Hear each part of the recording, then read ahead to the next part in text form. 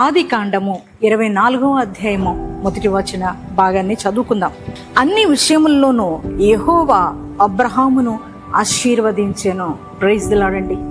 ఎంత చక్కటి శ్రేష్టమైన వాగ్దానం ఈ ఉదయకాలం ప్రభు నీతో నాతో మనతో మాట్లాడుతున్నారు. మరి కొన్ని విషయాల్లోనే మనం ఆశీర్వదించబడాలని కాదు, కానీ అన్ని విషయాల్లో మనం ఆశీర్వదించబడాలని, దీవించబడాలనేది మన యొక్క దేవుని యొక్క ఉద్దేశం, చిత్తమైనది.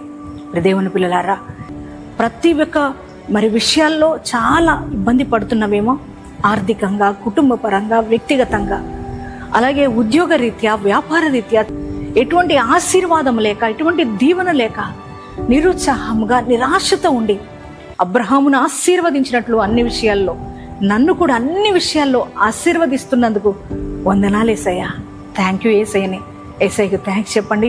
ఎంత శ్రేష్టమైన వాగ్దానం ఇచ్చినందుకు ఈ వాగ్దానాన్ని మీ హృదయంలోకి రిసీవ్ చేసుకోండి. ఎంతమంది ఈ వాగ్దానం రిసీవ్ చేసుకున్నారో మరి అందరి జీవితాల్లో ఈ వాగ్దానం నెరవేర్చబడును గాక.